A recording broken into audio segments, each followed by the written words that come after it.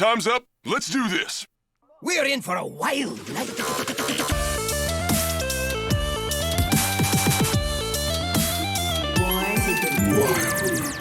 Welcome to episode 129 of Born to be Wild, a Wild exclusive Hearthstone podcast where we have fun hanging out with friends, talking about the Wild format of Hearthstone, and of course, spotlighting members of the Wild community. I am your host, as unusual, Electric Sheep City. It's great to be back on this beautiful Friday evening here in the Denver, Colorado area. I am, of course, joined by two of my favorite people. One of them being Blutrane. Blutrane, how are you this evening, friend? I'm doing well. Pacific Northwest Canadian representing here, the stand-in for Hydra. Fall finally came. We've been having unusually warm weather, the drought, and the low pressure system came in. It's dropped by like 10 degrees outside. It's nice and overcast and raining, and I'm digging it. It's supposed to be here on Monday. I can't wait. We are, of course, also joined by our friend and colleague and partner in crime, SchmoopieDaddy. Schmoopie, how are you? I'm doing great. Tri-state area is doing well. We're recovering from the dry drought that was the summer, and we got a bunch of rain, and the trees are beautiful, and they still have leaves somehow. And so is your face. The weather's decent, and I somehow snuck onto this podcast. So good luck evicting me.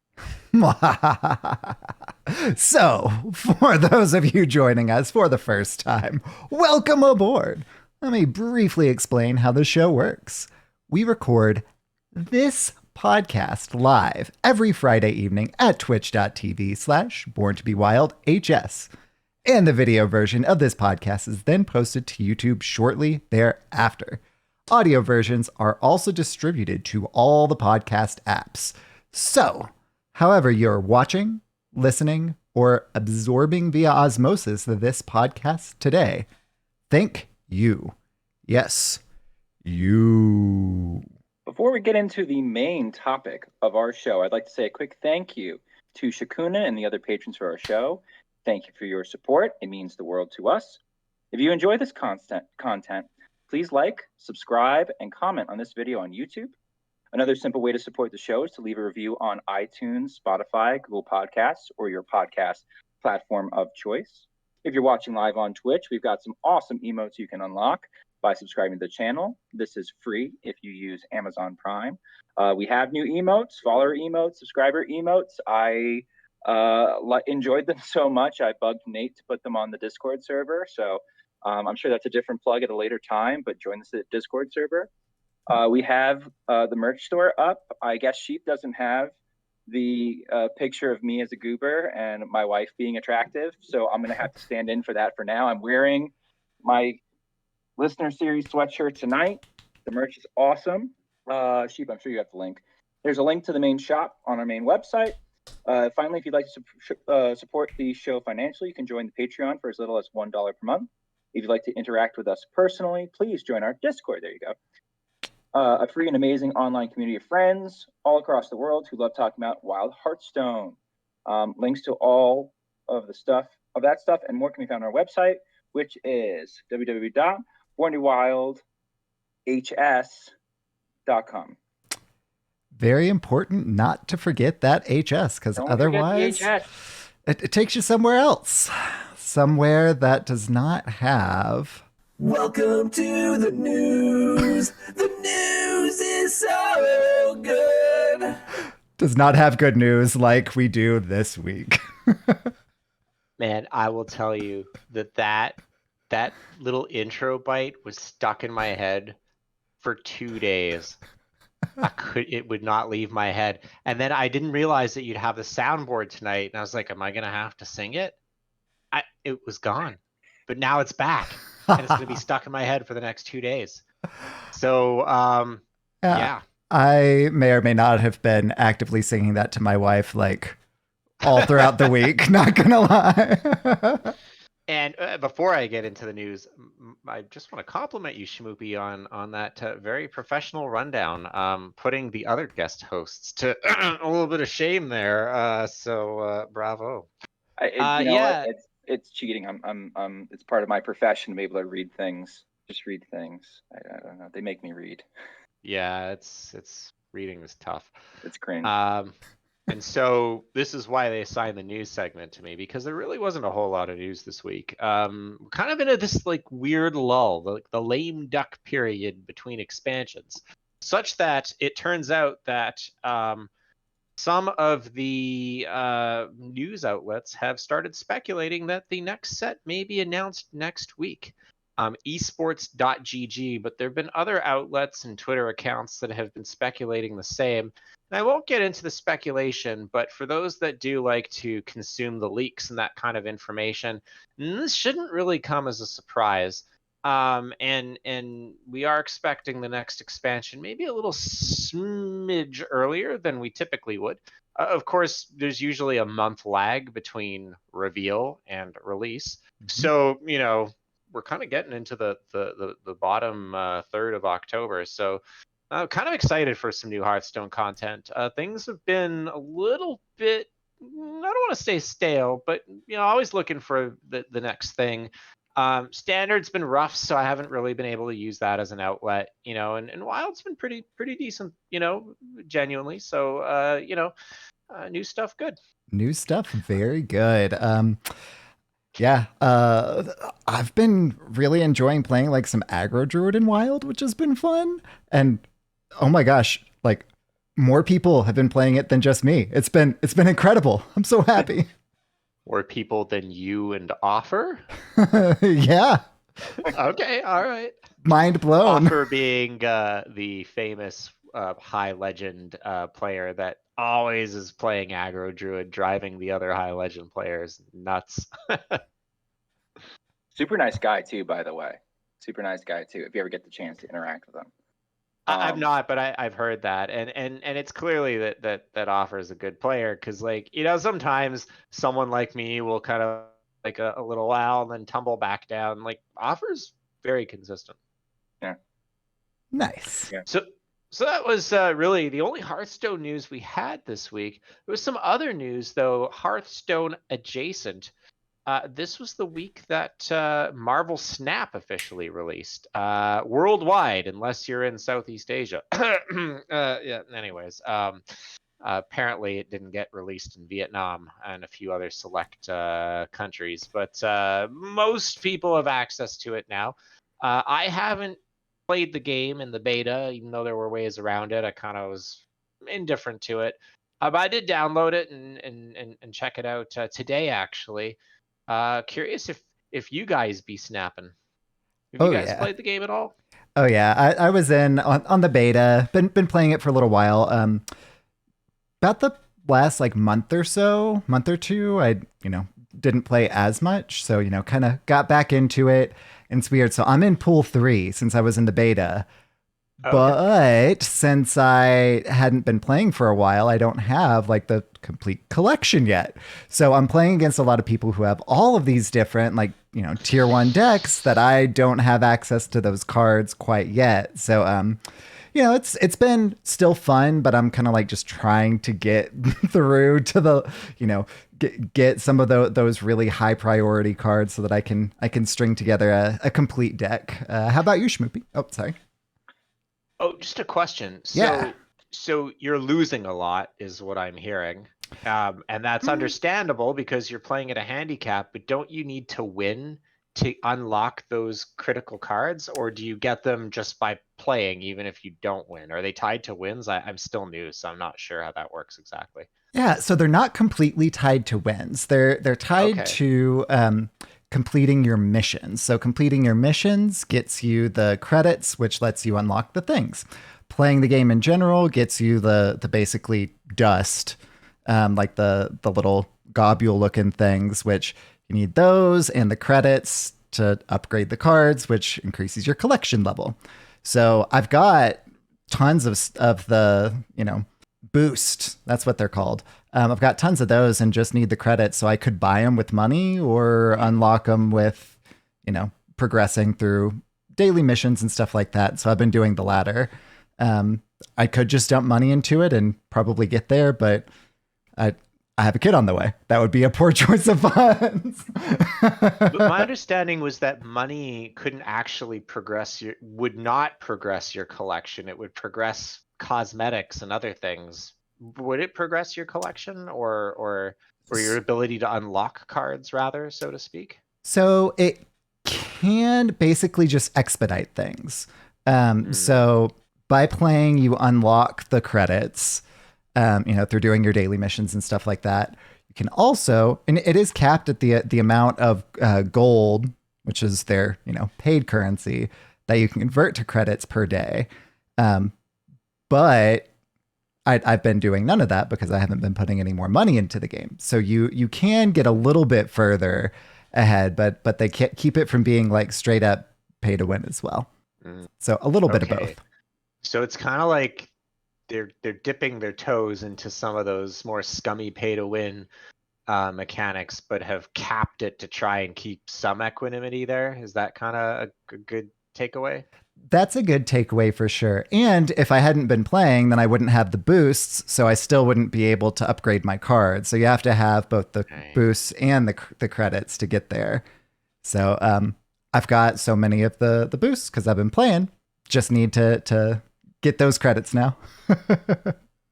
I literally just installed it a couple of hours ago, so I appreciate the context, and maybe this context is helpful for listeners that are thinking of installing it or just started it as well, because it was made generally available. So I appreciate the indulgence.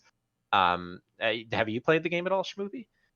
I haven't. I've really just sort of absorbed via osmosis on sort of Discords what other people's experiences have been. And as far as gameplay goes, it's very captivating. It's very fun. There are certain strategies like a Zooey kind of strategy, which is clearly like kind of the fastest way to progress. The little hurdles in content though, right now, from at least the people that I've seen that have like played it, and these might be even like, streamers of Hearthstone who are like enthusiastic about, Snap's really fun. They find their enthusiasm waning when they start hitting some of these content hurdles where they all of a sudden the grind gets a lot grindier.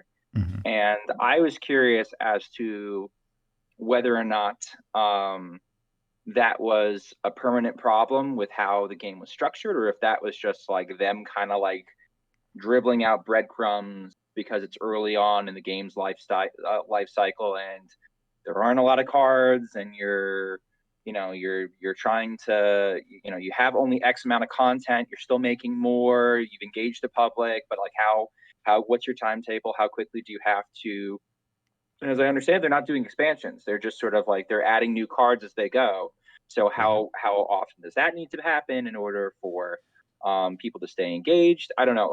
So I'm not sure. Maybe she has more insight on like that, as far as if that sounds reasonable. That like there's kind of like these barriers or these kind of content hurdles where like you hit it and it feels like you hit a wall and you have to keep grinding to get past.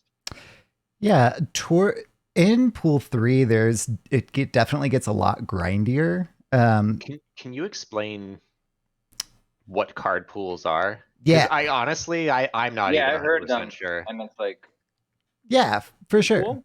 I like kiddie pools. So Pool 1 is definitely a great kiddie pool. So Pool 1 is the first kind of general pool of cards. So as you progress through your collection level, you unlock cards at a kind of random order. You will unlock all of the Pool 1 cards once you get to whatever level it is. I can't recall at this point because I was playing beta at the time. Naturally progressing by playing through the game. Yeah, like, playing through the game. I've unlocked like one or two, and I see like there are a bunch of cards with question marks. When I hit, it's like a rewards track. Yeah, and like you unlock the cards as you go. Yeah. So that's Pool 1 cards then. Exactly. And once you make it to whatever level that is, you will have all the Pool 1 cards, however much you will unlock them at a random order. So your Pool 1 experience will be different than mine was, will be different than Schmoopie's would be if he were to pick it up, right? And so then pool 2 opens up after that, and it takes a little longer in between each kind of card drop. Once you finish going through pool 2, you will have all the pool 2 cards. And again, that's kind of at whatever level that is. It's been a while since I was working my way through pool 2 as well. I haven't even played before this for like a couple months, so it's been a while. Pool 3 is just everything else. So for one, instead of it being guaranteed cards at certain areas, you get like a collector's like reserve or something like that. So that could be either a larger amount of those credits. It could be some gold. So some of the, paid currency, but you get it for free. Or it could be a different variant of a card that you have, or it could be what you're actually looking for, a new card itself. And so that happens, I think, like every, 8, 12, something like that, collection levels. So it's a larger time in between, and it's not guaranteed that you're unlocking one of the cards. So once you get into pool 3, especially kind of where I'm at like 1400-ish. It takes a while in between kind of in getting the cards. And in chat, Zombies Go Nom Nom, friend of the pod, has put in pool 1 is levels 14 through 214. Pool 2 is 222 through 474. And pool 3 is 486 and beyond. So, yeah, the randomness of whenever you're working on pool 3 is kind of what is the biggest grind, because you're not even guaranteed to get a card every X number of levels, and it's just kind of like rolling the dice. Can I possibly anger zombies by saying it almost sounds like Merc packs? Like it sounds like Well, so Pool 3 a does. lot like the worst part about mercenaries packs, right? So that's not all that reminds me of mercenaries. The other thing that reminds me of mercenaries was the comment you made, SchmoopieDaddy, whereby you speculated perhaps this gating of content is a way to artificially extend out a lack of content to keep players engaged, which is exactly why mercenaries, especially the first drops of mercenaries, was such an ungodly grind, because people just run out of things to do and move on. So I think there's a little bit of that. I mean, who's to know for certain, but certainly I think that there are some people who are progressing through it faster than maybe the typical player would. I had an interesting couple of hours with the game. So I installed it on PC, I don't know, about 5 hours ago. I had to go to the doctor. I had a couple of hours to kill. I had enough of work. So I was like, I'm done with work. I'm going to check this out. All my friends are enjoying it. I'm not really into Marvel. Like, I don't dislike it, but I don't go to my way for it. Like, so a lot of the characters are familiar to me, but a lot of them aren't. The art style is very well done, but not something that I would go to my way for. But I think the presentation's pretty good. Yeah. The PC client is I might get McGurgled. It's ass. It's just basically like they took the phone client and put it in BlueStacks, but did all the wrapping for you, right? It's like it's in portrait mode. There are 2 huge bands on the side. They say they're going to improve that, which they better. Can I just jump in just real quickly, just with the aesthetics? I hear like there's a lot of concern that like, okay, I'd love to stream this because the game is fun, but presentationally it's not all that engaging. It's less engaging than mercenaries, which again, zombies, I'm sorry. No, there's a lot of dead space on the map sometimes. Yeah, maybe visually, cool, but maybe visually that's true. But like when you say it's not like, so I was watching Concerned Mom stream it yesterday, and I mean, sometimes like I like to watch Concerned Mom, but he'll play games that I can't see because I can't see very well. Like when he plays like Lost Exile or those kind of games. But I was watching him play Snap. I was engaged. I kind of saw what was going on, and I think it's as engaging as any card game is to stream. Could it look a little better with the dead space? Could they stretch it out? Sure. I kind of was playing it and I was like, there's not a whole lot to this. And I was like, guys, like, are you really having such a good time with this? And they're like, oh yeah, it's good. But what I did was when I went to the doctor, I don't drive, I took the train, I loaded it up on my phone.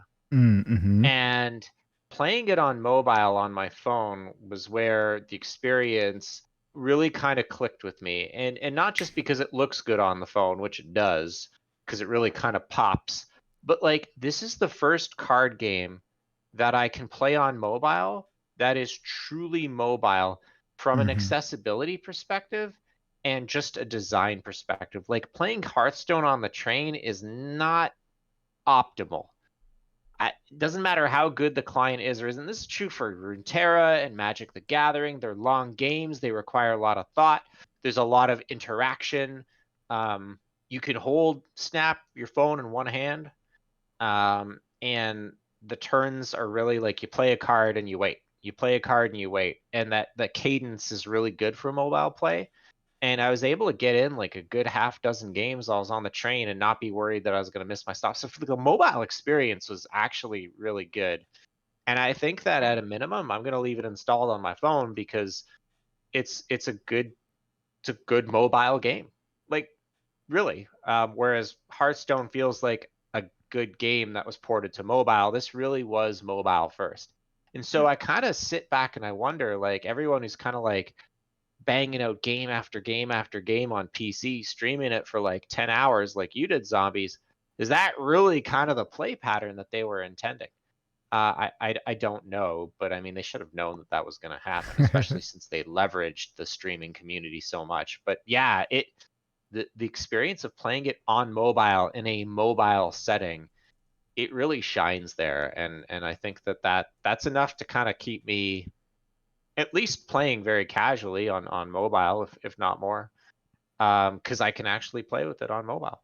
That was Cool. really really good. I don't know if you experienced it much, Sheep, on mobile, but it's Knowing sheep, yes. Oh yeah, I actively played it so much more on mobile, and actually only with the official mobile release and beta, PC release. That's when I first actually played it on PC, because my electricsheep.city like account just doesn't play nicely with BlueStacks.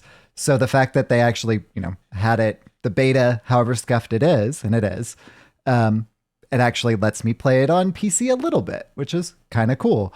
Um, but I definitely look forward to eventually when that is no longer just in beta, because it very clearly is just kind of like there so that they could say it's there, I think.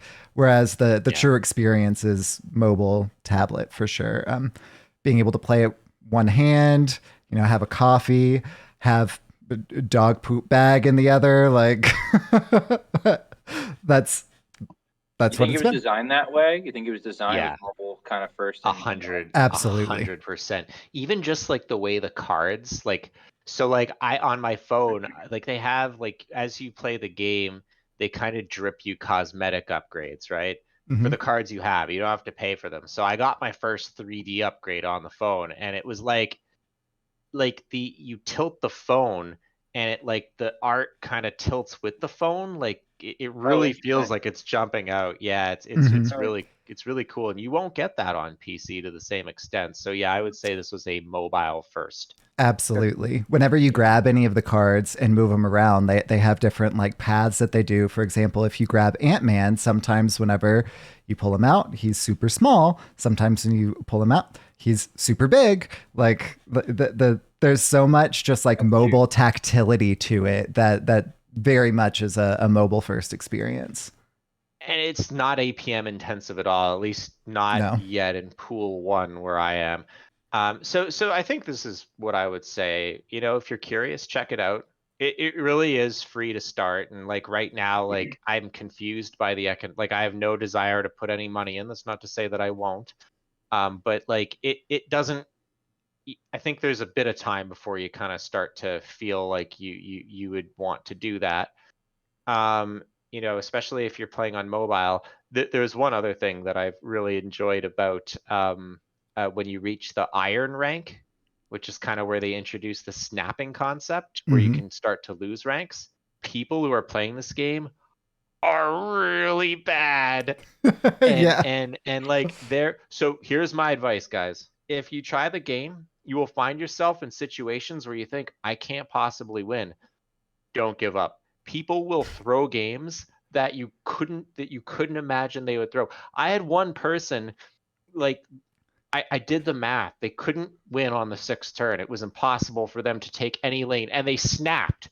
And it's like, let's go. Thanks for the cubes.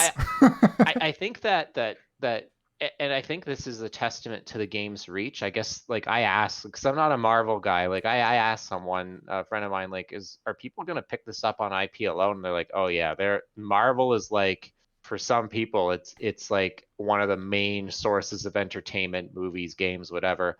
This will be a lot of people's first card game. So you might have a little bit of fun at the low ranks because you'll catch the mechanics maybe a little bit quicker than others. And I was, like, sitting there chuckling to myself on the train like a madman, because, like, I was watching people just, like, point the gun the wrong way and shoot themselves, kind of like a la Tom and Jerry. So I think it's fun to check out. I mean, we'll have to see. I can't really say long term what's what, but absolutely, like, if you're looking for something to play on the train or whatever, like, this is worth trying out. Yeah, so. Yeah. Marvel Snap, Ben Brode, second dinner. I guess a lot of pedigree there. Absolutely.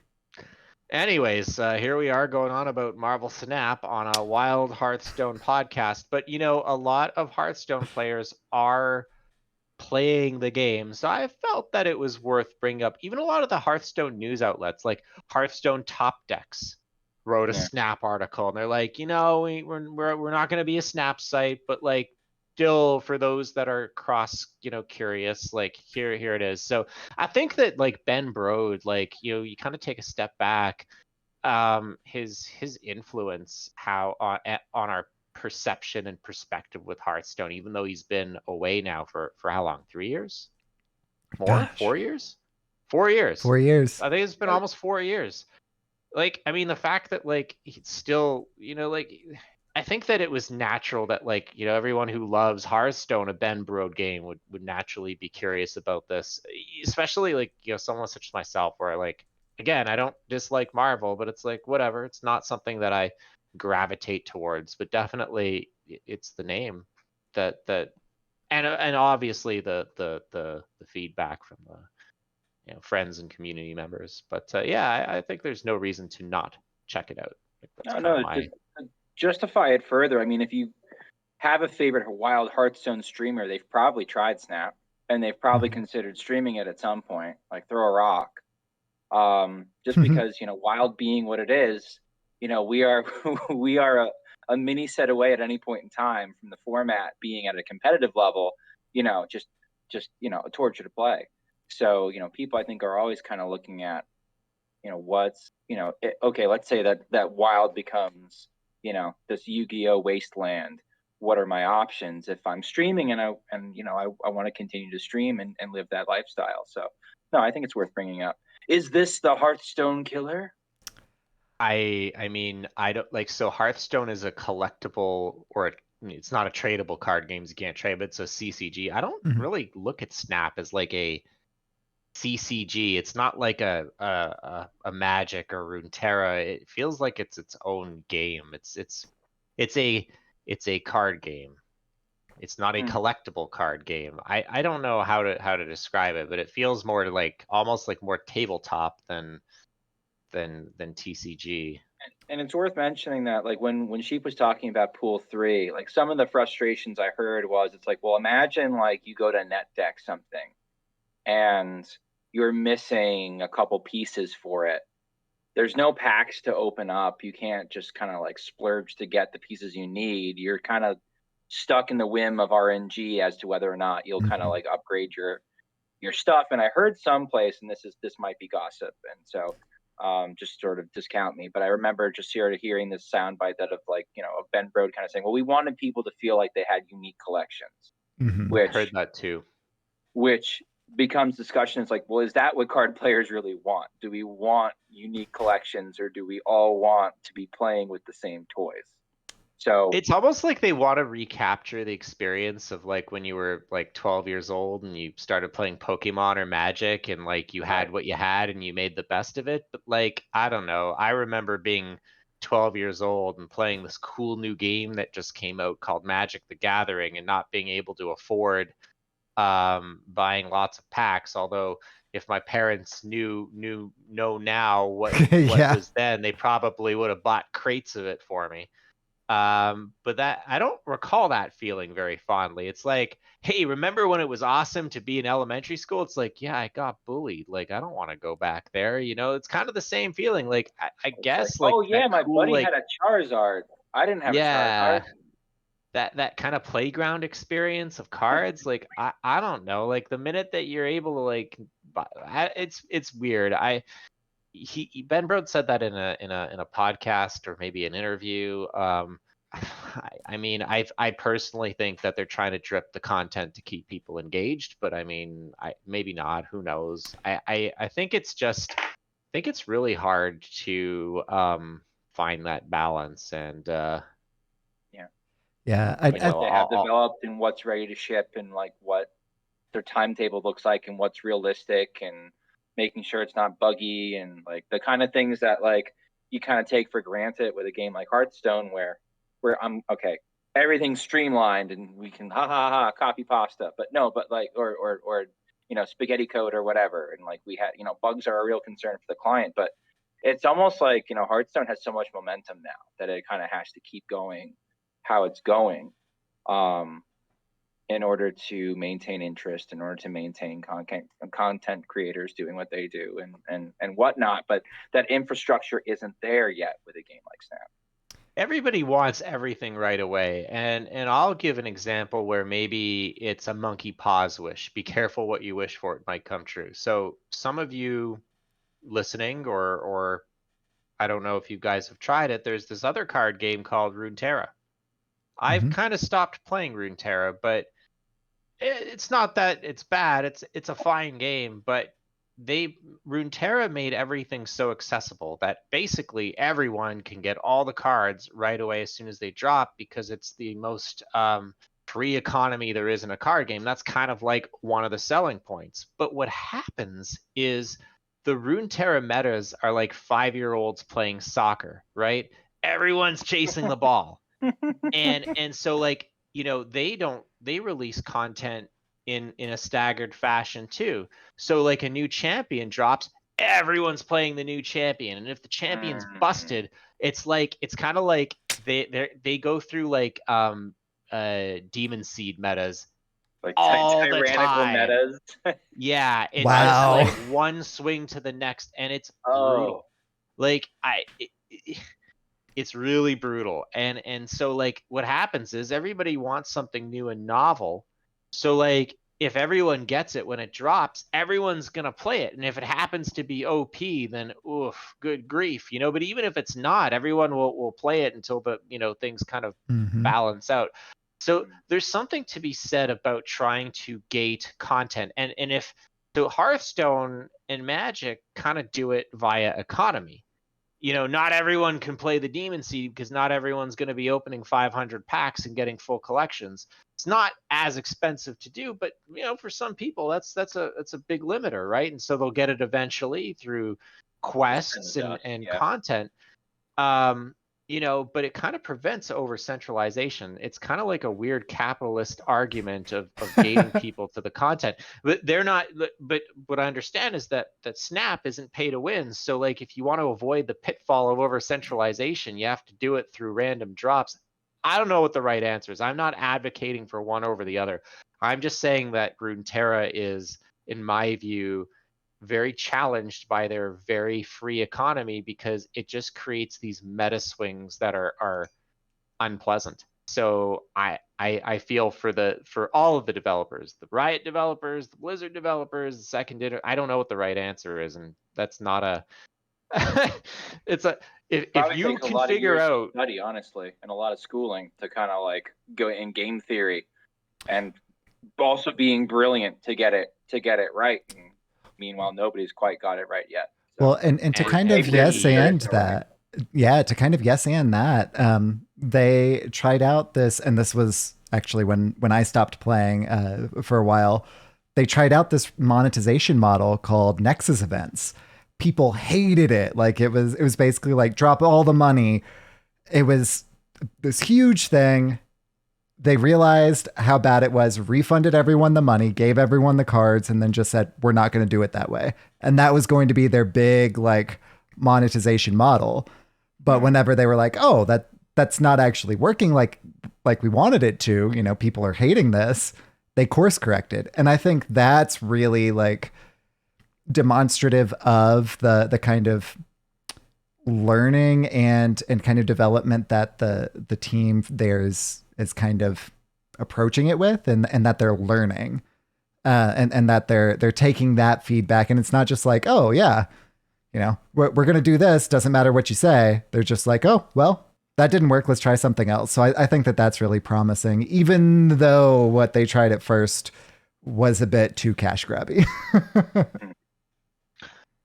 I mean, if there's one thing that I've learned watching the way that video games have progressed over the years is that they will try and get away with whatever they can get away with, right? Like Mm-hmm.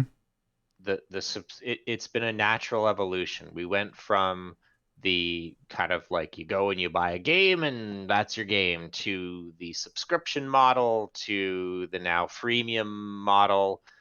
I mean, it's almost like, I've said this before, but it almost feels like the game industry is at the vanguard of like software monetization, because it's like, after WoW, everyone was selling. So like Office became like a subscription-based Mm-hmm. software, right? And now it's like, instead of charging for a subscription, it's like, hey, we'll let you read 5 free articles of the Wall Street Journal and then charge you like 25 cents an article. It's like everything's like pay as you go now, and it's just like, what's next? So we'll keep our eye on them, and I'm sure that one thing that gamers are, if nothing else, is not vocal. They're vocal, and if they do something that that they don't like, boy, we're all gonna hear it on Here they're Twitter, vocal on Reddit.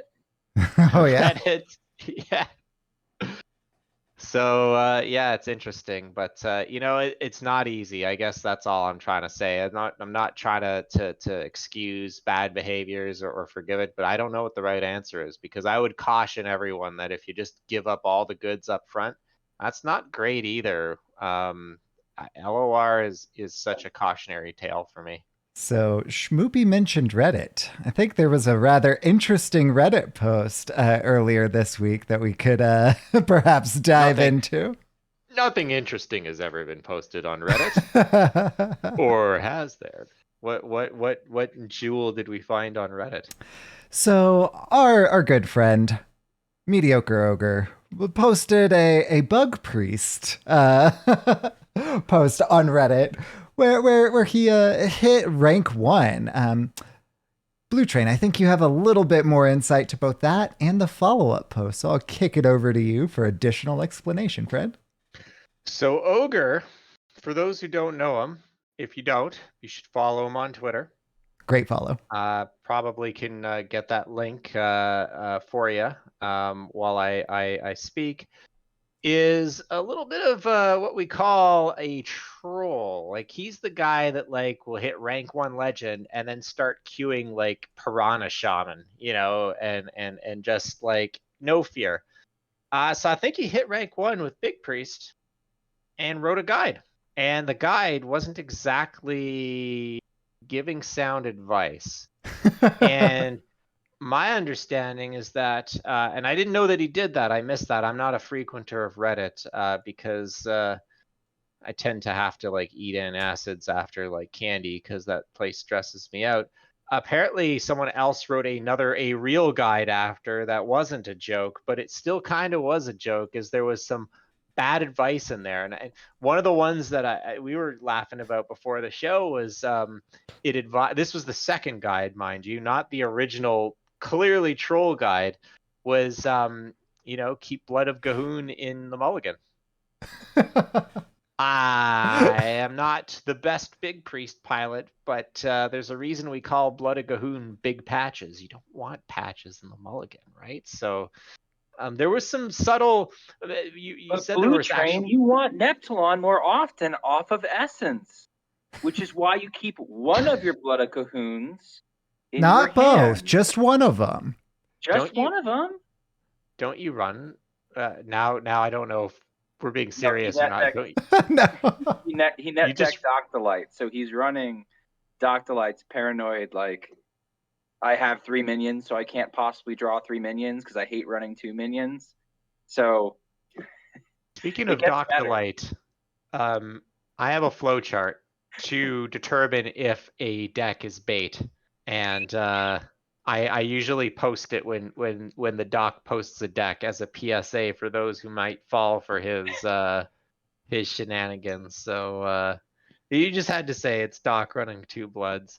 The thing about White Delight, or Doc Delight as he is now known, is that this man is a prodigy. He could take any pile and hit top 25 with it. Like, but boy, your mileage may vary. Yeah, Renethal, Dirty Rat, Big Shaman. Yeah.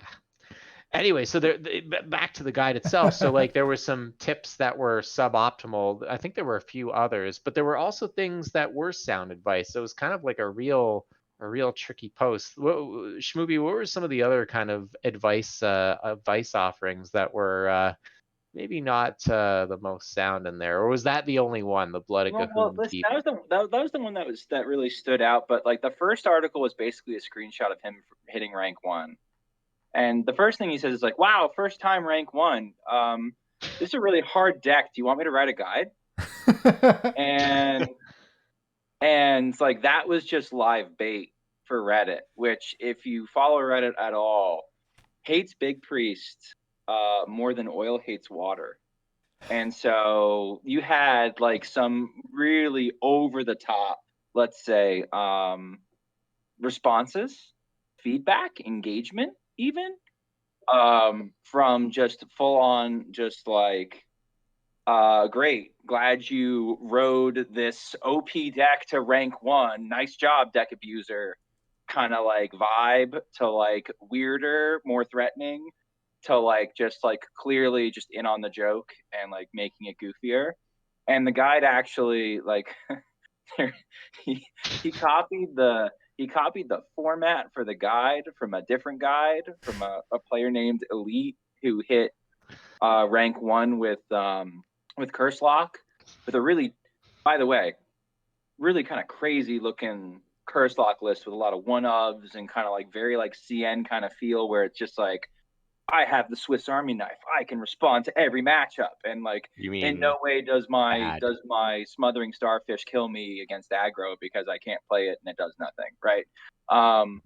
And so he kind of copied that format and then filled in as he went. But like sometimes it was good, sometimes it was just like, oh yeah, you keep Illuminate, you always keep palm reading, you toss back Essence though, because you always get it back off Illuminate. And so like Blutrane's face. And so like that, it had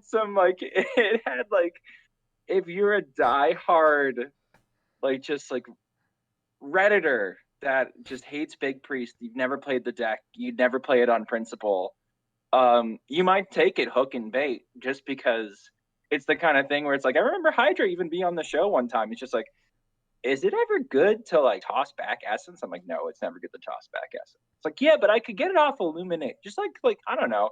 The odds aren't like the odd. I know the odds are bad, and I think like I did like quick math to show him like how bad the odds are. It's like, really, they're that bad? All right, I guess I don't do that. Like, even if you just like, I don't know, I would toss back Idol. I'd never toss back Essence, because Essence palm reading is like, that's what your deck lives to do. If you high roll and you hit the Illuminate, fine. And like, again, if you listen to Reddit, they always high roll and they hit the Illuminate, which is where it's like, it was the perfect troll, because it was just like hitting a particularly vocal group of people right in the sweet spot, right at the right time. It got a lot of engagement, which is why I thought it was worth bringing up, just to just kind of chuckle for a minute at perception versus reality. Just again, I'll stop talking in a minute, but stats wise, I think I remember Corb saying on a stream that when Illuminate hits Shadow Essence, Big Priest has something like a 91% win rate. But the odds of that happening are around 10-15%. So if you feel like every Big Priest always has Essence on 3 or is coining it on 2, they just don't. Just the math says that they don't. And if you think that they do, or that it's some sort of conspiracy against you, I have a great bridge located in Brooklyn that might be for lease if you are willing to forward me your bank account number. And that's all I got to say. I hate Big Priest maybe as much as Reddit, but I recognize that it is an irrational hatred. Do you know what I dislike the most in Big Priest? This was a thing the last time Big Priest was popular. It put me on tilt like no one's business. The Big Priests that ran Convincing Infiltrator. I don't know why, but that drove me nuts. I hated that card, and I dislike the deck, but it really is not great. I mean, like, I feel like I get essenced on 3 all the time, and then like when I finish my climb, I'll look at my stats and I'll look at the Big Priest games, and it's like, oh yeah, that happened twice, and I won the other 8 times out of 10. But boy, do I don't remember those wins. I remember that Shadow Essence. It is the ultimate feels bad. Yeah, it's totally confirmation. Not the Shadow Essence, bias. the Illumination, but Right. yeah, it's such a feels bad. I don't have an automatic tracker. I have to put everything like manually into like a little scorekeeping app that I have that isn't even related to Hearthstone for like my legend climbs. And like sometimes like it feels like a Big Priest and I type in Big Priest. Sometimes it did nothing for so long that I just type in like Dead Priest and like and like that was probably, or like you get like turn 2 concedes because they drew both their minions and like they know they died and not that it's not I think it's probably a tier 2 deck, and it's like I hit legend this month with Reno Shadow Thief Priest because I didn't want to lose to Big Priest. Like that was a main motivating factor. I was just like, you know what, I'm going to play this deck because I'll be damned if I'm going to lose to Big Priest, right? That's another reason why I like picked up Ignite Mage at one point. It's just like, oh, I'll never lose to Big Priest. So like I feel I definitely get the emotion, like because it's a deck you hate to lose to, but statistically, it's not. It's good, but it's not as good as people feel it is. But it can be popular, and you see it a lot. And it took until I know there were a couple people, Tom Carter and White Delight, were kind of spamming it in High Legend a little bit, and I saw Corb rage a little bit about it because like all the high rolls were going against him in particular on one particular play session. Meanwhile, Tom's like, I don't know, I didn't realize it was you every time. I was watching Netflix while I was playing it. But it does have that just kind of like, I don't know. It has the feels bad. Does it need to be nerfed? Is like Wild not saved at lower ranks, at lower MMR until Big Priest is truly eradicated? They said it was on the edge last time when they looked at it. Hey man, you want Big Priest to go away forever? I have the medicine for you? Ooh. On Nerf Raid the Docks. Do it, Blizzard, you won't. Big Priest will vanish. Big Priest will vanish. Oh, I mean, come on. Raid the Docks bullied out like, and I say this as not a control enjoyer. It was the biggest control killer ever, and Big Priest is, for all intents and purposes, I know this is going to make a lot of people gag. It's a control deck with a high roll, and it's a bad control deck, right? Because basically you need the high roll to win most of your games in this current climate, right? So I mean, unless you get the big high roll, like the Juggernaut will set sail and wash away Neptulon and Blood of Gahoon out to sea. I don't know if I agree with that though. I don't know if I agree with that because one of Pirate Warrior's biggest weakness was removing a large threat. Like they did not do well with big minions. That's why Combo Priest, Inner Fire Priest ended up being one of the decks to like kind of come out and be kind of being like, dude, this deck is like it. 90-10, 80-20 into Pirate Warrior. Like I think once you Yeah, got the Blooded Cocoon wall up, that was it. Like sure, but the thing about Combo Priest is you stick your big boy like within the first, couple turns, turns 1 through 4.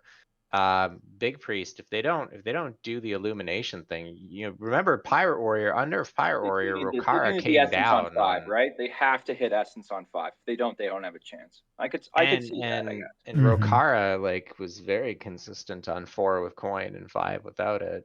You're But right. don't worry. It doesn't matter if I'm right. It doesn't matter if you're wrong, because they will never unnerf Raid the Docks. Can you imagine the howling? The howling from Reddit will deafen us where we sit if they would ever unnerf Raid the Docks. I will make my proclamation here. They will never unnerf Raid the Docks. And do you know why I'm so supremely confident they will never unnerf Raid the Ooh, Docks? why is that? And why is that? We're getting our Zero Man and Pirate finally.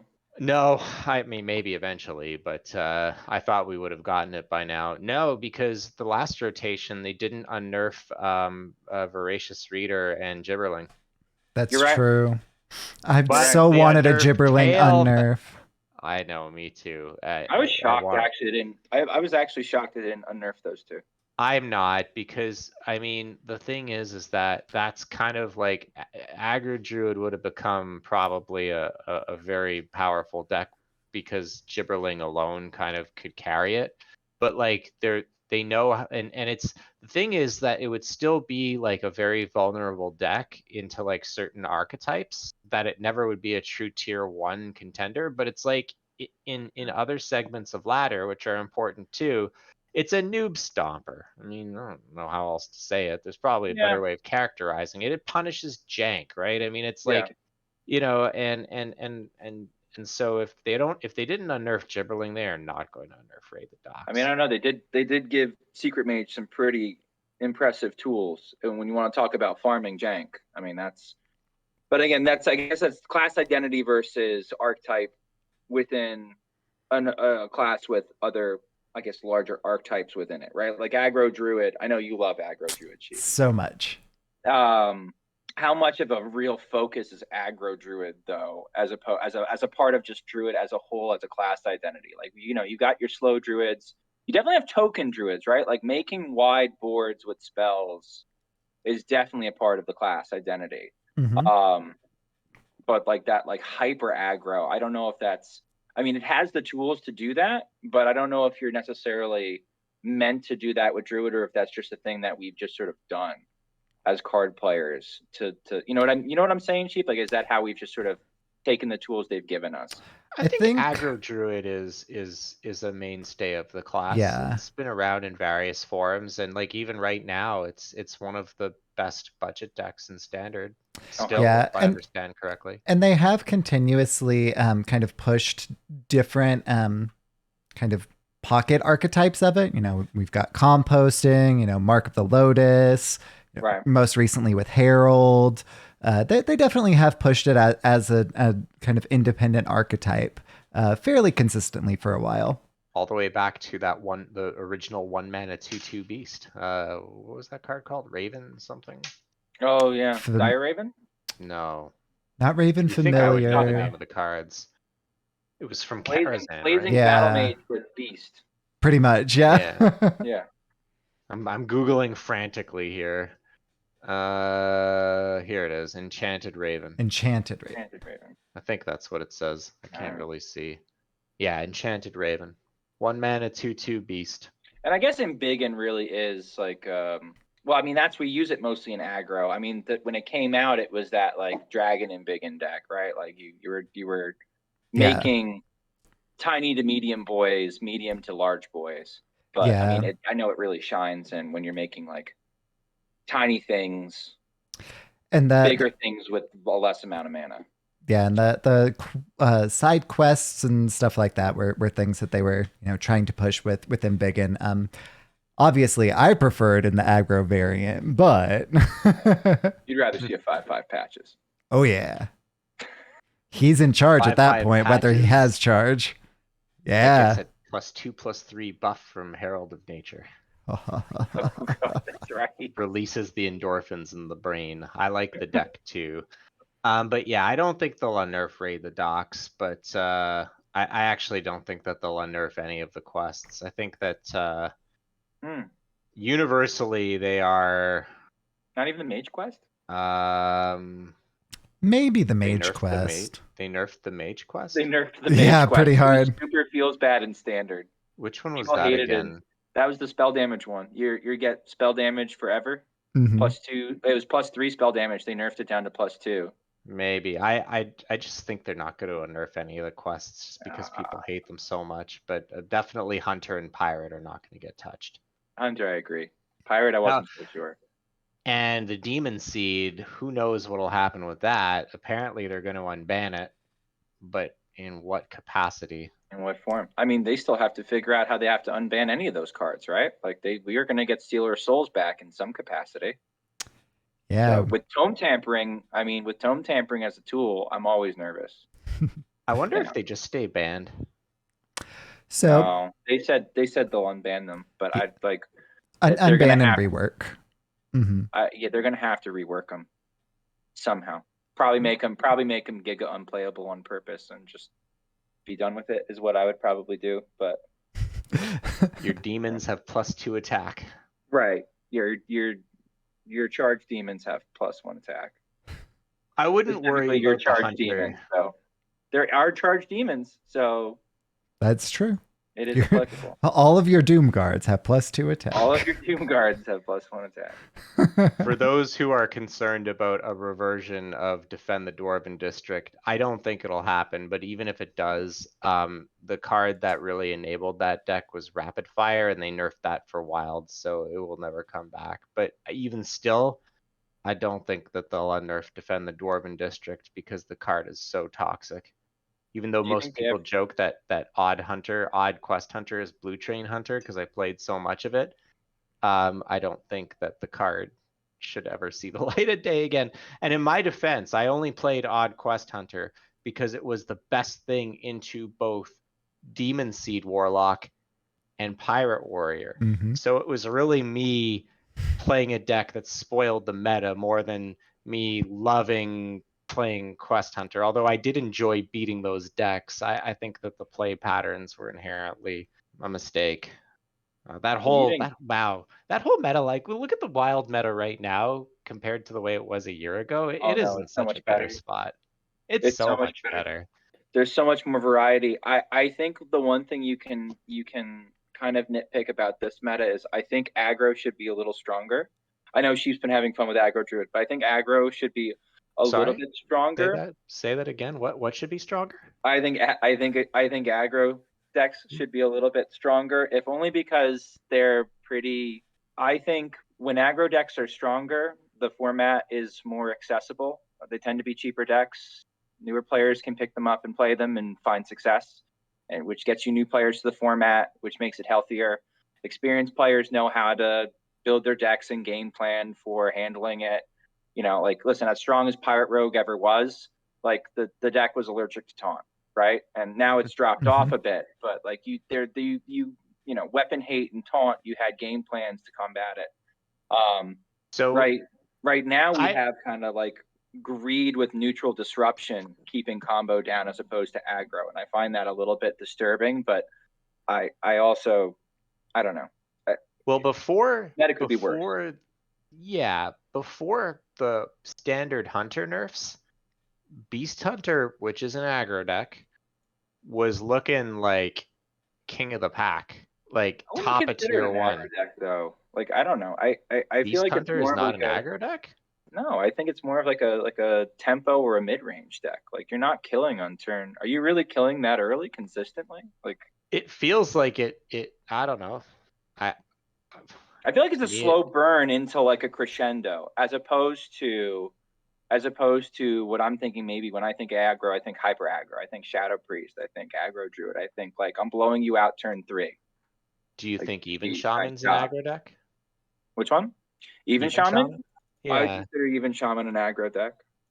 Just Okay. because it does have those early blowout turns, but maybe it has the same clock as Beast Hunter if I'm thinking about it. Looking at the HS replay data right now at Legend since the last patch, of course you always take this with a grain of salt, and I'm looking at the cards sorted by deck win rate at Legend. The best performing decks presently are Even Shaman, Bless Priest or Inner Fire Priest, and some kind of combo rogue. It's difficult to tell which because the cards Right, the followed cards by you're using are similar. Okay. Secret Mage. Now, if you go Diamond through Legend, the top cards are Secret Mage cards, followed by Even Shaman, followed by some Beast Hunter cards. It Maybe looks like. this is me getting trapped in the constant shell that I try never get trapped in. It's like I've been so sucked into THL and playing like the best decks against the best decks that maybe I'm missing for the forest to the trees. Maybe I need to dumpster more often, where I'm missing how strong aggro is further down the ladder than it is. So I mean, I am the creator of the hashtag Reddit hell. Because Renethal drives me crazy, but it's a joke. I think aggro, it took a hit, whether you call Beast Hunter a mid-range or not. It was an aggressive deck, or it was a deck that played the aggressor's role. It was one of the biggest. It was favored into Reno Renethal Shadow Priest. The interesting thing about Reno Renethal Shadow Priest is that we think it's the best deck in the format, and it probably is, but it's not easy to pilot. And also there's a lot of bad versions out there, and it has I don't even think it has a positive win rate outside of like Legend, right, or High Legend. So I don't know. Right now the ladder, the experience between where you are on ladder, what you're going to face is going to be very different. I mean, Secret Mage, I tried playing it and I shelved it right away because it felt so bad to play. Yet, you look at the HS replay data and you're like, wow, this deck's amazing because it seems seemingly to perform really well, elsewhere. But it looks like at all segments of ladder, even Shaman's still a really strong deck. Yeah. Which I still don't understand, but I mean, I'm not gonna argue. I watched the other month like 5 people climb to Legend with it, which kind of made me close my mouth. But yeah, the meta is pretty wide open right now. I think that there's a lot of room for experimentation. I think that there's a lot of archetypes that are criminally underplayed. I think there's a lot of things that are overrated. But I don't really think we're going to get to explore it fully because if the rumors are true, to go back to the news, we're about to get a shakeup with some new cards. So who knows what'll happen? One thing is certain is that people always kind of say, "Well, new cards don't matter because Wild is Wild." I mean, every single release Pretty since much. Stormwind. Since the Barons even have been super impactful to the Wild metagame. So it's added something. I think this mini set's probably been the weakest mini set in that group. And I say that, but it's boosted Secret Mage, which was probably before this expansion, a tier 4. I'm saying before the expansion, probably a tier 4 meme deck.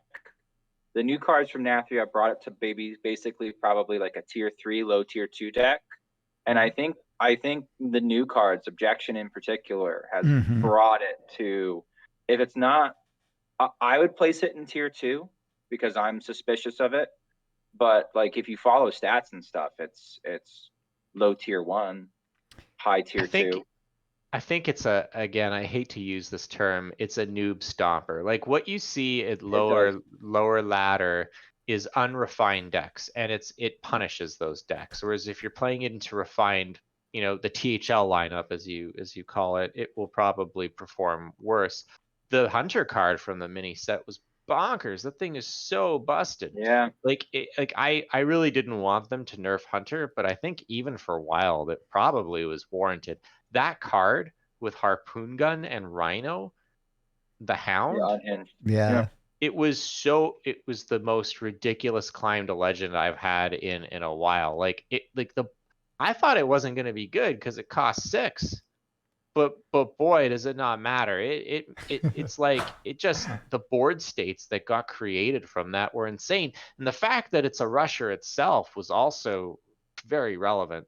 I was So that thinking was a about it. very It's like a important part. quartermaster with rush, right? Like it's a quartermaster with a body with rush that doesn't just like it's not just for Silverhand recruits. It's for whatever's on your board because your whole deck is beast. So I wish I had thought of that in like those terms earlier because I think it's 5 mana, right? 5 mana. Is it Shadehound? 5 mana? I think I think Yeah, it's it's five. five. you're Yeah. right. Yeah, it's a 5. So it's like Not a it is. 6.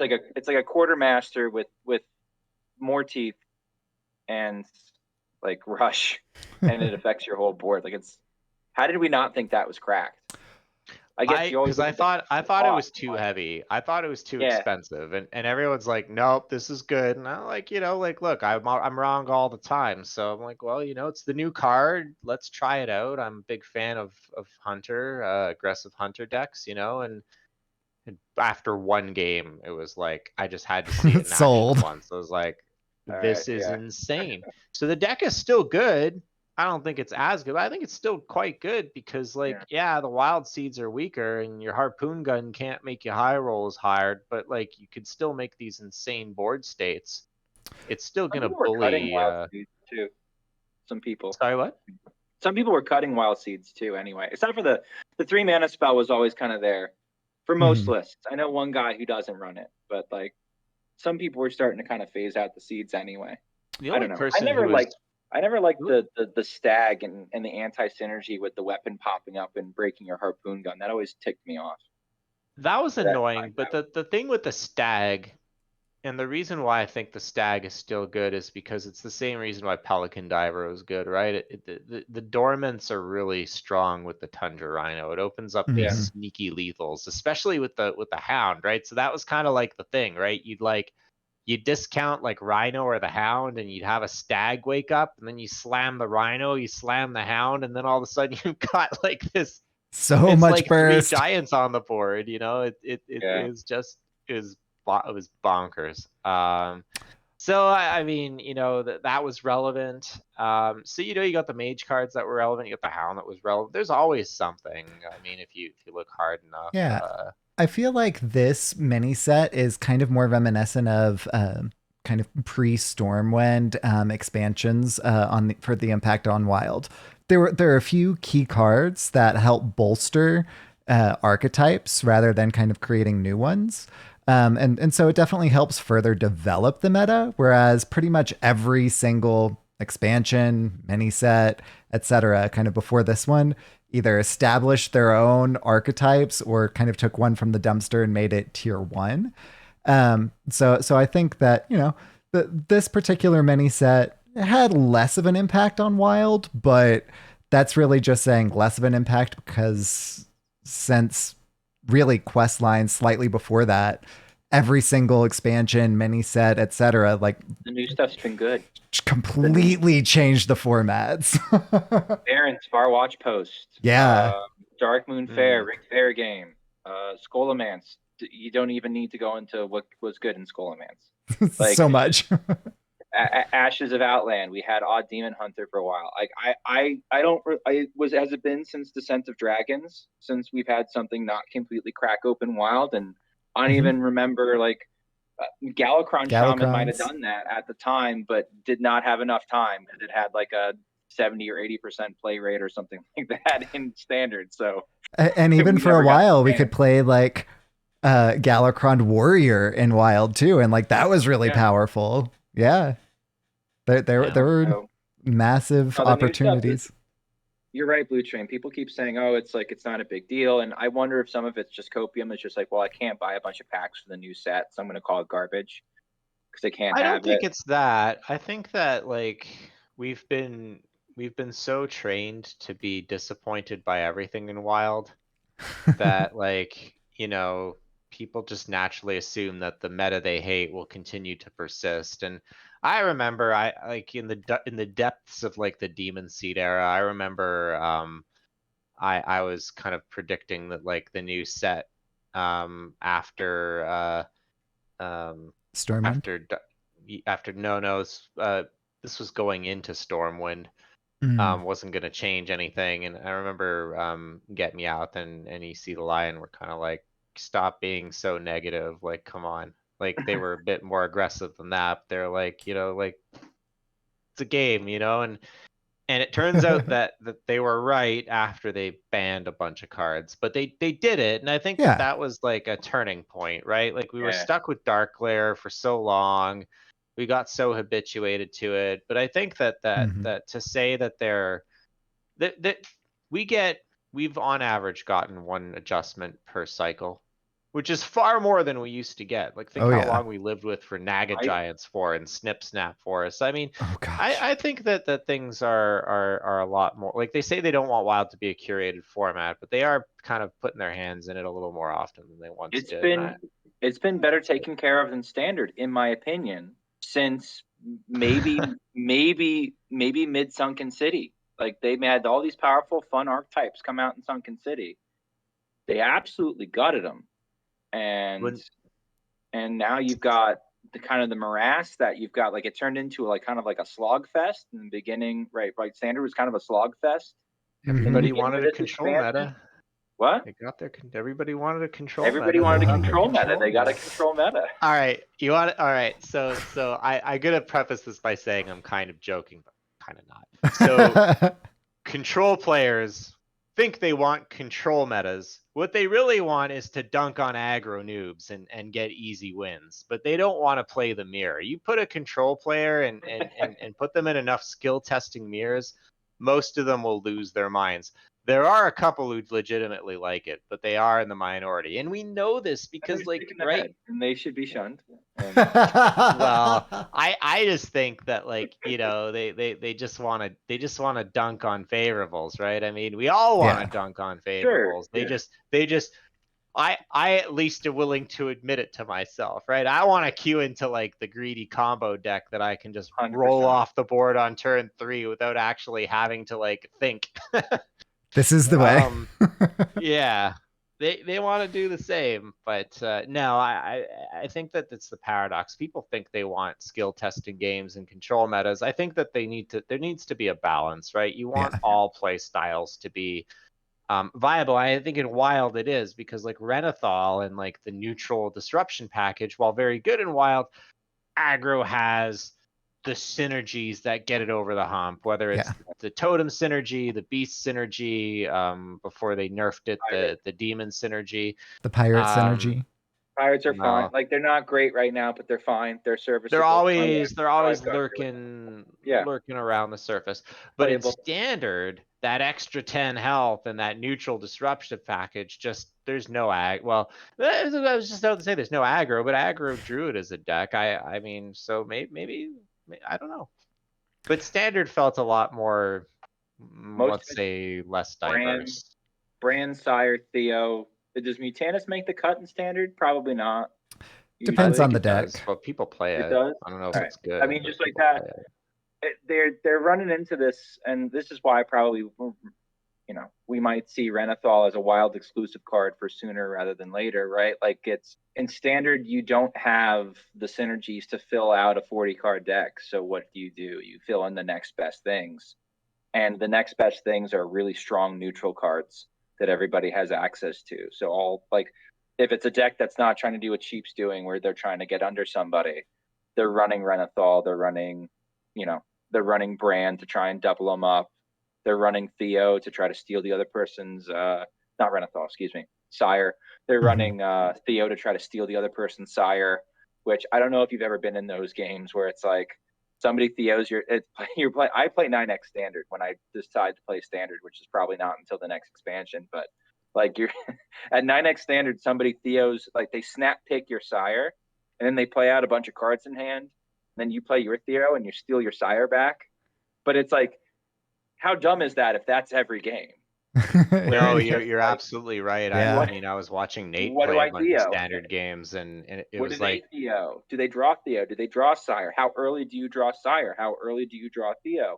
But it's like it leads to some of it's fun. Like I don't mind playing it, but like I'm not going to grind to Legend in that meta. I'm just not going to do it. It's not enjoyable. It's not worth it to me. Yeah, I know. I was watching Nate go through that, and it was funny because I joked about Reneth Hell for a while, but it was mostly a joke. But watching him play standard, I'm like, this is the joke. It's real. It's real, and it's here. And oh my goodness, I can't believe you're going through this. And also watching NHL NJ do his standard climb. We were co-op and I was watching him do it, and it's less co-oping and more me watching because my contributions are limited in that space. But boy, was it just it was miserable, absolutely miserable to Logged. watch. I could It's only logged. imagine what it's like to experience it firsthand. I haven't touched standard since the first month the first month that the new set came out. So I played that aggro druid deck before they nerfed the slow druid cards. Mhm. Because it kind of farmed it. I really like aggro druid too, and I really like the Herald of Nature. So I enjoyed that in standard. Apparently it's still decent, but like yeah, it's been, what I'm trying to say is it's been like good, what, two, Did you 3 months since I played did you standard. play Imp Block pre-nerfs in standard at all, or no? I did. Yeah. Okay. So what That happened was when fun. Nathria came out, I played Implock to Legend and Wild, and then I started playing it in standard, and that got the nerf right away. And once that got the nerf, You did it. You triggered it. Mhm. They're like, Blutrane's on it. it Gotta didn't nerf need, it. so It's here's the unreal. thing, it didn't need to be nerfed. They start like if you look at all the standards woes, like it goes back to that initial nerf. It was like when Nathria came out, standard was cool, but everyone was malding about the location, which had a very high win rate, but it was like Shutterwalk when it first came out. It was dropping off really quickly as the meta adjusted. But they gave it that fine tune, and it just, it was like they pulled on that loose thread and they undid the tapestry that was that meta. And it's never recovered since, and it's a shame. I'm a mad scramble. I didn't care because it was like, okay, imps are no good anymore. Well, I like aggro druid even better than aggro warlock, so give her. But I mean, the whole thing was a disaster post that initial balance patch. I wonder if they could go back in time and not touch those cards if they would. I guess they would because they never reverted them, but it made the deck I wouldn't say unplayable and wild, but it was like, it's hard to say. Like I played it on day one, and like remember NHL was saying like this, before the card even got nerfed, he's like, this deck is gonna suck in like 2 days. Just watch. And I'm like, maybe you're right, maybe you're wrong. I'm just gonna play it while it's still good, because smashing people for 15 on turn 3 with a jumbo imp that's buffed by the location is all right. But yeah, no, Nathria was really cool the first few weeks, and then it kind of really degenerated in standard, and wild. Wild was good after they dealt with the Kel'Thas nonsense. Blue, I played so much like bad Imp Block those first couple of days. Like I played honestly, it was before the big rogues came out and kind of stomped everything out, and then I was like, all right, well this is a problem. But like I was playing like Galakron Imp Block, and like with Infestation as my big pirate rogue deck. When they reloaded that's the second impressive. time, they never played around the Infestation. Those 3/3s cleaned up, except for the Cutlass Couriers. We're not going to talk about that. They cleaned up. I forgot about Big Rogue. Goof. That post Big Rogue, everything was good and wild. But yeah, it's. I think that the meta's weird. I mean, we can parse out what's good and what isn't. I think that it's clear that Reno Renethal Shadow Priest is good at high ranks.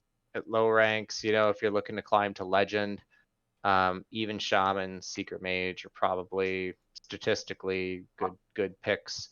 Honestly, I think Big Priest 2, probably. Right? No, we never recommend to play Big We're not Priest. going to plug that. If you want to play Priest, but you I didn't don't, say that. Google that. if you want to play Priest and you don't want to play like 5-hour games like me, I think Combo Priest is really good. I've seen Corbett experimenting with different builds. I personally think the minion-based one is more up my alley with the location. It's very Yeah. good in Crab Rider. There's also the Web Lord minionless too. one, the combo one. But I think Combo Priest is probably decent. It's a good web lord meta. If Secret Mage is good, then web lord's usually pretty good, and web lord does a lot of work in that combo priest list. It's a nice little shield. And Crab Rider is still a busted card, so Alright. you know making big Crab Riders is always good. So I think that deck's probably decent. Beast Hunter is still. I haven't played it myself since the nerfs, so I say this with some reluctance. But I know Hijo said that it, you know, with a few tweaks, is still very good. I think there's a lot of things. I've seen it around. It's still fine. It's still fine. Is it where it was? No, but it's still fine. Yeah. I think even like Control Shaman, like Free Shaman, I know a lot of people dislike that. I saw some lists being refined that looked decent, you know. Don't say it. Okay. Well, what's worse, Free Shaman or Big Priest? Free Shaman. Free Shaman. Wow. Free Shaman. Wow. Oh, wow. It's not even close. It's not even close. Oh, wow. Okay. Big Priest All doesn't right. Flurgle talks me. Fair enough. All right. You kind of. Big Priest wins on turn 3. Free Shaman wins on turn 9+. So if I'm gonna be playing Shaman on ladder, it's probably even. I mean, the way that like Shaman works for me is I try to get away with Murloc Shaman. I see if I can get away with it, and then when I realize I can't, I'll play like whatever the next best thing is aggressively, even Shaman being the case. But yeah, I think there's a lot of options. But I would expect that with what I have learned about the new expansion, without going into details, I think we're in for a sizable shakeup in both standard and wild. And I think that it's no one can guess what that's going to look like. So if you value a stable meta, it's certainly not stable right now, but it's more stable than it will be you know, in about, you know, 3 to 4 weeks time. It kind of feels like Ashes of Outland to me, where we have like this very large swath of coherent playable decks, like even off meta. Like you said, Crab Rider's still busted, Web Lord's still good. Like very quietly, I think like something like even Paladin is still a deck that's like it's okay. Like you jam enough games, you're gonna get it to Legend. It's not a meta that's. It's not like post Demon Seed where we had Odd Hunter, even Warlock, and Pirate Warrior kind of like covering each other's weaknesses and squeezing out the sides where there was no 2. There's a big tier 2. There's a bigger tier 3. Tier 1 is kind of messy, and I think like kind of open to interpretation depending on whether or not you're listening to data or just by feel playing in the meta. So like it's you know, enjoy Wild like while it's like this, because it can be a whole lot worse. I'm not saying it's perfect. It's not necessarily my favorite, but like I can play a lot of fun stuff. I can play Slow Druid with, you know, OG Cthulhu in it, because like it's got tools right now to like do dumb Druid stuff, and it doesn't matter if the payoff is Sire or Cthulhu. You can just play some fun things and get away with it. So, you know, enjoy it while it lasts. I like playing fun things. Fun things are fun. I couldn't agree more. Fun things are fun. But you know, it's funny. I was throwing around the idea of doing one of my scientifically accurate meta snapshots soon. But even I'm like, usually it's my hot take. But my hot take is, I think everyone's gonna have a very different experience. But I think that the you know, for those that are kind of doing their climb still, you know. I guess if I had to, looking at the data and what I know, and I probably would. How's even Shaman into Secret Mage, SchmoopieDaddy? I think even Shaman is favored. Now, Secret Mage now runs 4 Flak Mages, but to counteract that, even Shaman goes so much wider, so much quicker with Chisel, and they're keeping the health buff spell. Like if you get your totems to 4 health, it's GG's. If you stick an Anchor Tie totem, it's GG's. I think even Shaman is favored. Plus, a lot of them are running. A lot of them are running Frostbite now, which I imagine the Secret Mages don't like. So you yeah, don't love that. if I was doing my climb, I It's not a good probably flame would. ward. I'm sorry, it's not a good flame ward meta either. Like you don't Right. want to be running flame ward in your secret mage list to deal with So even shaman because you're not hitting a lot yeah, of I other think things with it. my recommendation would probably be even shaman based on that feedback. I haven't played the matchups, so I couldn't really say. But yeah, I probably would do even shaman. So I think there's still things. You also said big priest. Big priest is good because it probably beats secret. Does it beat secret mage?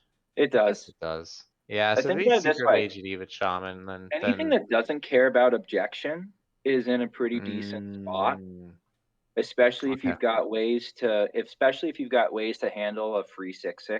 Because that's also a really good card, the new contractor card. Yeah. Secret Mage is so much more board based. Like if it's funny because I've seen matchups into Slow Druid where it looks like it wasn't close. The Secret Mage just gets on top of you and you win. But I've also seen like they seeds you at the right time. They get the spreading plague down. Objection never comes into play. Hmm. Explosive runes never comes into play.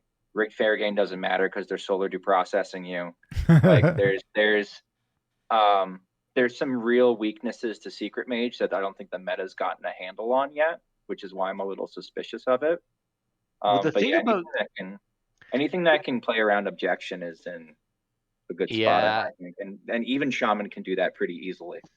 also, the thing that I think the reason I've been pretty sus about the good Secret Mage data is Secret Mage's draw engine is rigged fair game. So the landscape for rigged fair game is such that Priest now oftentimes has a spell that has a hero power that can go face. Yeah. It didn't before. That's a matchup where you're going to struggle to get rigged fair game off. Shaman doesn't have a hero power that goes face, but you're hard mulling for chisel. And if you're chiseling them every turn, they're not procking rigged fair game. Then you've got rogue, druid, hunter, and mage that have hero powers. Like it feels to me that like rigged fair game, which used to be so good, is now not as consistent. And if that deck's not drawing cards, it runs out of gas really quick, and you kind of fall in this death spiral that's Yeah, is a bad time. Alunith has been looking really, really good in the XL version because they can afford to run it. And it's like if you look at it, it's like best card in the mulligan, best card this, best card that. The Makes Secret sense. Mage has felt really good into like the slow stuff. Like I Mm. honestly, I think Secret Mage is like fine into Reno Shadow Priest because you're constantly forcing them to have answers to board states in kind of the same way that even Shaman is okay into Reno Shadow Priest, where it's like it's constantly making them like Reno Shadow Priest has answers for everything. It's why it has a very neutral, flat matchup spread, ignoring the stuff that it dominates.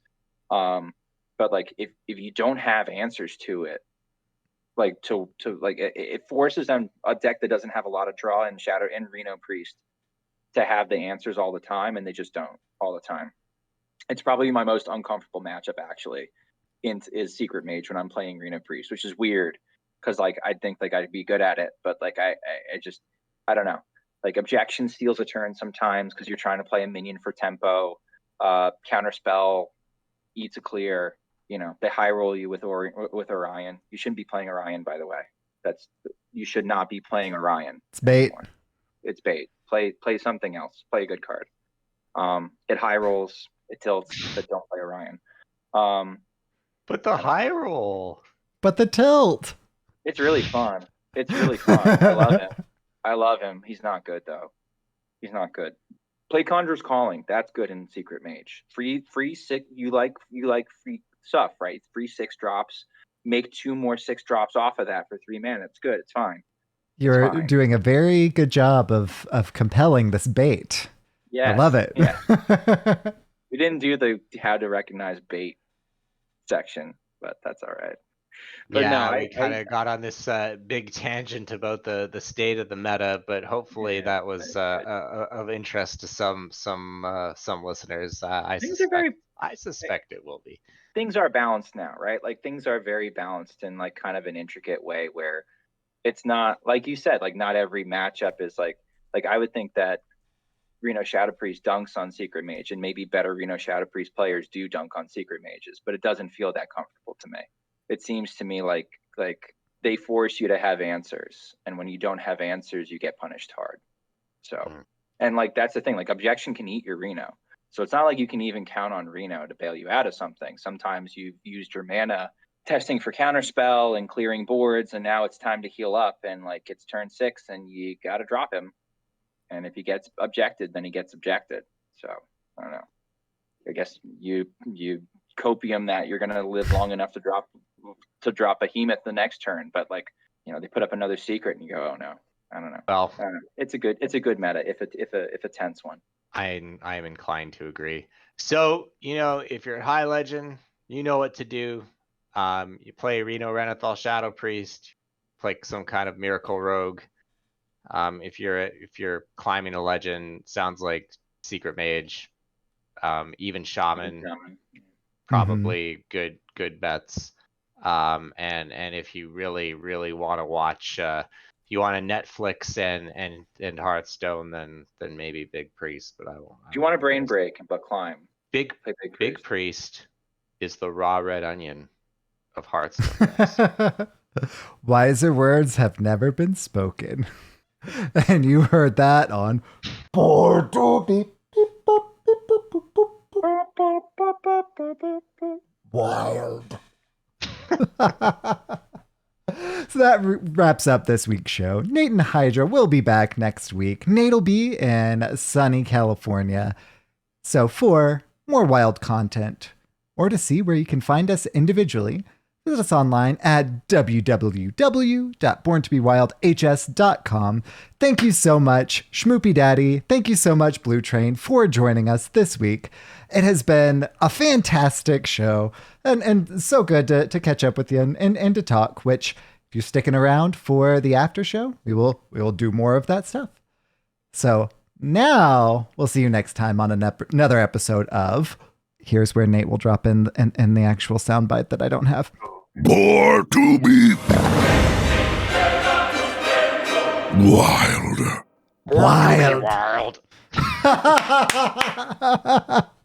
Nailed it.